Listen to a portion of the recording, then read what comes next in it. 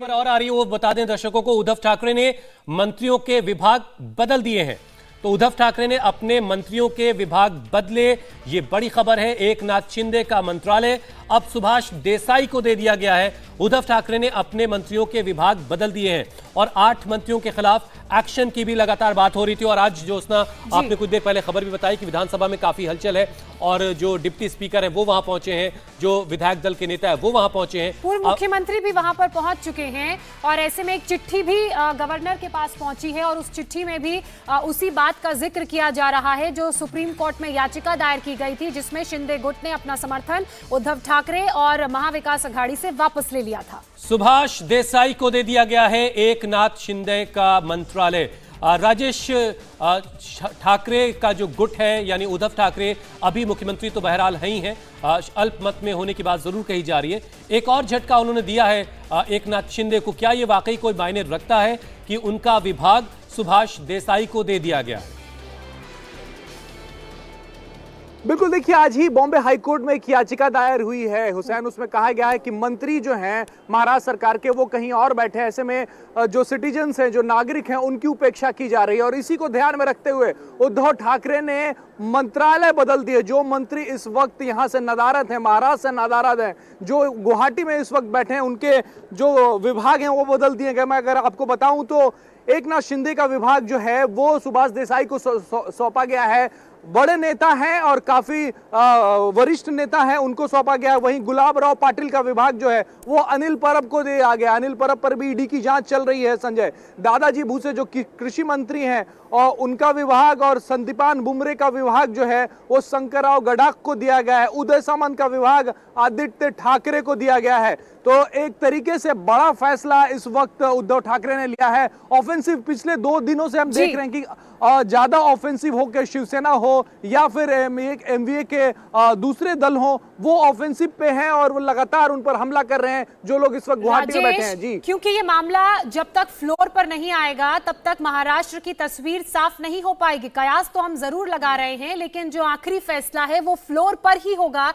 लेकिन उससे पहले इस तरह के फैसले लेना उद्धव सरकार की तरफ से, महाविकास अघाड़ी सरकार की तरफ से, और जिनको लेकर बागी गुट ने यह भी कहा था, शिंदे गुट के लोगों ने यह भी कहा था कि ये फैसले हमारे लिए मायने नहीं रखते हैं। तो ऐसे में क्या वाकई ये माना जाए कि इन फैसलों की इंपॉर्टेंस नहीं है या फिर इन फैसलों से कुछ प्रभाव पड़ सकता है?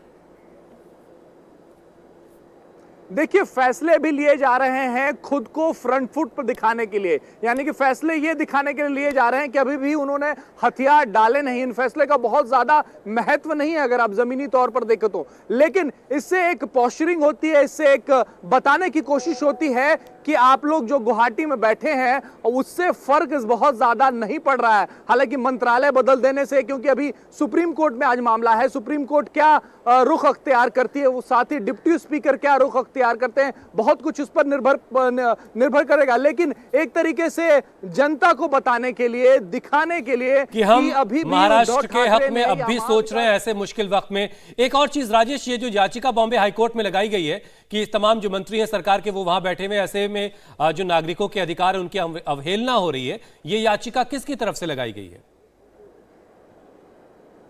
देखिए, इसमें 7 प्राइवेट सिटीजन्स हैं, यानी कि नागरिक हैं मुंबई के और महाराष्ट्र के अलग अलग हिस्सों को। उन्होंने ये पिटीशन डाला है। और जी राजेश, अपनी बात पूरी करें। उन्होंने ये जनहित याचिका जो है वो बॉम्बे हाईकोर्ट में लगाई है और मांग की है कि हाईकोर्ट इस पे डायरेक्शन दे कि किस तरीके से जनता के लिए एक तरीके से बेरुखी का इन लोगों ने वो किया हुआ है। और यहाँ गुवाहाटी जाके बैठे हैं, सरकार के 8 मंत्री गुवाहाटी जाके बैठे हैं।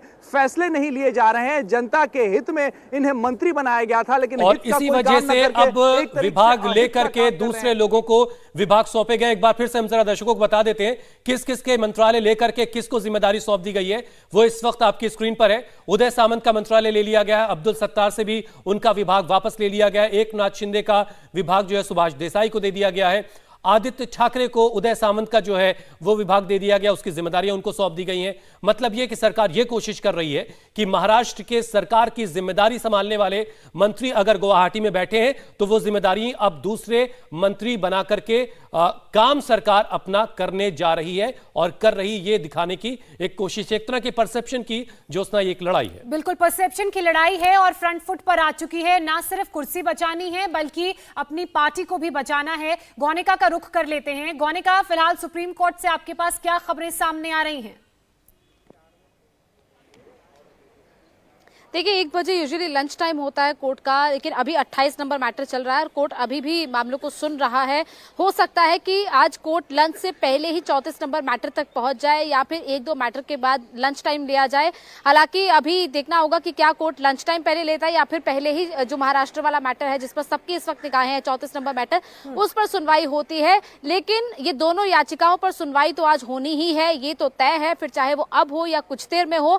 और इसमें सबसे मुख्य तौर पर जो मांग की जाएगी, एक तो सिक्योरिटी को लेकर तो इसमें कहा ही गया है, लेकिन उसके साथ साथ जो डिस्क्वालिफिकेशन का नोटिस डिप्टी स्पीकर की तरफ से इशू किया गया है उस पर कहीं ना कहीं स्टे लगाने की मांग, इंटरिम आदेश उसको लेकर जारी किया जाए, ये जरूर मांग रहेगी एकनाथ शिंदे के ग्रुप की, क्योंकि उसी चीज पर इस वक्त सबकी निगाहें हैं। क्योंकि 5:30 बजे तक इनको जवाब देना है, उससे पहले पहले ये चाह रहे हैं कि सुनवाई हो और कोर्ट की तरफ से कोई ऐसा आदेश पारित हो जिससे कम से कम इनको अभी फौरी तौर पर राहत मिल पाए। और दूसरी जो याचिका है जिसमें कि समर्थन वापस लेने की बात कही गई, जिसमें यह कहा गया है कि जो महाराष्ट्र सरकार चल रही है, जो महाविकास आघाड़ी जो सरकार चल रही है, वो कहीं ना कहीं कॉम्प्रोमाइज करके चल रही है। उसमें जो हिंदू आइडियोलॉजी है शिवसेना की, उससे कहीं ना कहीं कॉम्प्रोमाइज किया जा रहा है। बाला साहब ठाकरे के जो सिद्धांत थे उनको फॉलो नहीं किया जा रहा है। और इसमें यह भी कहा गया याचिका में, जो तमाम विधायक हैं उन्होंने भी वक्त वक्त पर यह कोशिश की थी उद्धव ठाकरे से मिलकर ये कहने की कि इस तरीके से जो अलायंस ये चल रहा है वो सही तरीके से नहीं चल रहा है,